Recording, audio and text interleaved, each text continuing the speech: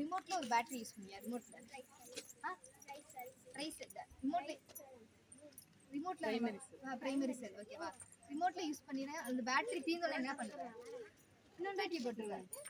ஃபோன்ல யூஸ் பண்ற பேட்டரிய அது செகண்டரி பேட்டரி த்ரோ பண்ண மாட்டோம். மறுபடியும் ரீசார்ஜ் பண்ணிக்கிட்டே இருப்போம். இது வந்து தூக்கி போடுற பேட்டரிஸை பிரைமரி பேட்டரி சொல்லுவோம். ஃபோனில் மறுபடியும் சார்ஜ் கம்மியானே சார்ஜ் பண்ணுவோமா, அது செகண்டரி பேட்டரிஸ். சார்ஜ் கம்மியாக நம்ம சார்ஜ் பண்ணிக்கிட்டே இருப்போம். இது செகண்டரி பேட்டரிஸ். இது செகண்டரி பேட்டரிஸோட வகை. சார்ஜ் கம்மியாச்சுன்னா மறுபடியும் நம்ம கரண்ட் சப்ளை பண்ணி சார்ஜ் பண்ண போகிறோம். ஓகேவா? இப்போ பேட்டரியில சார்ஜ் எப்படி பண்ணுவேன்? வயர் கனெக்ட் பண்ணி ஸ்விட்ச் ஆன் பண்ணுவோம். ஸ்விட்ச் ஆன் பண்ண நமக்கு என்ன எனர்ஜி வருது? Electrical energy. எலக்ட்ரிக்கல் எனர்ஜி வருதா? இப்போ சார்ஜ் பண்ண எலக்ட்ரிக்கல் எனர்ஜி அப்படியே வயர் வழியா வரும். அப்படியே கெமிக்கல் எனர்ஜி ஸ்டோர் பண்ணுவோம். இப்போ நம்ம அதோட சார்ஜ் ஏறினதுக்கப்புறம் வயர் ரிமூவ் பண்ணிப்போம். ரிமூவ் பண்ணக்கப்புறம் என்ன ஆகும்? ஃபோன் பார்க்க சார்ஜ் கம்மியாகிட்டே இருக்கும். ஏன் சார்ஜ் கம்மியாக பார்த்தோம்னா ஸ்டோர் பண்ண கெமிக்கல் எனர்ஜி எல்லாமே எலக்ட்ரிக்கல் எனர்ஜி உங்களுக்கு ப்ரொடியூஸ் ஆகும். சார்ஜிங் அப்போ electrical energy chemical energy store ஆகும். கெமிக்கல் எலக்ட்ரிக்கல் எனர்ஜி இதுதான் பேட்டரியோட மெயின் பிரின்சிபல். இப்போ இந்த பேட்டரியில சார்ஜ் பண்றதுக்கு நமக்கு எலக்ட்ரிக்கல் எனர்ஜி தேவையா? எல்லா பேட்டரிஸ்க்கும் சார்ஜ் பண்றதுக்கு எலக்ட்ரிக்கல் எனர்ஜி தேவை. எங்க எலக்ட்ரிக்கல் எனர்ஜி இருக்குன்னு பார்த்தோம்னா சோலார் பேனல். சோலார் பேனல் என்னது? சன் எனர்ஜில சன்ல இருந்து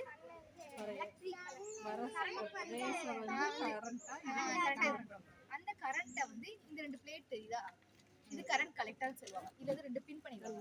பின் பண்ணி இந்த எலக்ட்ரிசிட்டி அப்படியே ப்ராஸ் ஆகிட்டே இருக்கும் உங்களுக்கு. அதுக்கப்புறம் அந்த லிக்விட் இருக்கா, அந்த லிக்விட் வந்து அந்த பம்ப் வழியா வந்து இந்த இன்லெட்டுக்குள்ள போகும்போது இங்கேருந்து லிக்விட் வரும், இங்கேருந்து கரண்ட் சப்ளை பண்ணுவோம். எல்லா ரியாக்ஷன் நடக்கும். எல்லா ரியாக்ஷன் நடந்து இந்த எலக்ட்ரிக்கல் எனர்ஜி வந்து கெமிக்கல் எனர்ஜி அந்த ரெண்டு டேங்க்ல ஸ்டோர் ஆகும். இது என்ன ப்ராசஸ்?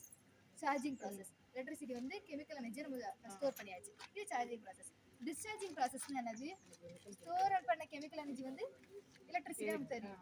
ஸோ நமக்கு எலக்ட்ரிசிட்டி ப்ரொடியூஸ் ஆயிடுச்சு. இப்போ நீங்க கேட்கலாம், சோலார் பேனலும் எலக்ட்ரிசிட்டி தருது, இதுவும் எலக்ட்ரிசிட்டி தருது. சோலார் பேனலோட வேலை என்ன? சன்லைட் கிடைக்கும் போது தான் சப்ளை பண்ணிக்கிட்டே இருக்கும் எலக்ட்ரிசிட்டி. ஆனா இது என்ன? பேட்டரியோட வேலை என்னன்னா சன்லைட் கிடைக்கும் போது எனர்ஜி வந்து நல்லா ஸ்டோர் பண்ணிடுவோம். அப்பயும் நமக்கு எலக்ட்ரிசிட்டி தரும். சன்லைட் இல்லாத போது நமக்கு எலக்ட்ரிசிட்டி தரும். எனர்ஜி நல்லா ஸ்டோர் பண்ணிட்டு எலக்ட்ரிசிட்டி நமக்கு தரும். பேட்டரியோட மெயினோட வேலை என்னன்னா, நீங்க பேட்டரி கடையில இருந்து வாங்குறீங்களா? எப்படி வாங்குறீங்க? அவன் எனர்ஜி நல்லா ஸ்டோர் பண்ணி கொடுத்துருவான் உங்களுக்கு. நீங்க தேவையான போது நீங்க போட்டுக்குவீங்க. அப்போ உங்களுக்கு வந்து எலக்ட்ரிசிட்டி உங்களுக்கு ப்ரொடியூஸ் ஆகும். அதுதான் பேட்டரியோட மெயின் வேலை. சோலார் பேனல் வந்து அப்படி தந்துக்கிட்டே இருக்கும். சன்லைட் கிடைக்க எலக்ட்ரிசிட்டி தந்துக்கிட்டே இருக்கும். இந்த பேட்டரியோட வேலை எனர்ஜி நல்லா ஸ்டோர் பண்ணிட்டு எலக்ட்ரிசிட்டி ப்ரொடியூஸ் பண்ணும். எல்லா பேட்டரிஸ் பார்த்தீங்கன்னா சின்னதாக இருக்கும். அதுவே எலக்ட்ரைட் ரெண்டும் இருக்கும். இந்த பேட்டரியில வந்து உள்ள இருக்க எலக்ட்ரோலைட் வந்து தண்ணியை டேங்க்ல வச்சிருப்பாங்க. அதோட மெயின் டிஃபரன்ஸ். இப்போ இந்த பேட்டரியோட வேலை என்ன பார்த்தீங்கன்னா, இப்போ சன்லைட் எனக்கு வந்து கிடைக்கும் போது நிறைய எனர்ஜி ஸ்டோர் பண்ணணும். அதிகமான எனர்ஜி நான் ஸ்டோர் பண்ணணும் அப்படின்னா இந்த வால்யூம், அந்த லிக்விடோட வால்யூம் இருக்குல்ல, அதிகப்படுத்தினா போதும். சப்போஸ் எனக்கு லைட் அதிகமாக வேணும், எலக்ட்ரிசிட்டி அதிகமாக ப்ரொடியூஸ் பண்ணா இந்த சைஸ் இருக்கிற செல் ஸ்டாக்கோட சைஸ் இப்படி அதிகப்படுத்தினா போதும். நமக்கு இது இந்த ஃபுல் இது நார்மல் பேட்டரிஸ்னா நீங்கள் எல்லாத்தையும் கலட்டி எடுக்கணும். இதுனா இது மட்டும் இன்க்ரீஸ் பண்ணால் போதும், இல்லை இது மட்டும் இன்க்ரீஸ் பண்ணால் போதும்.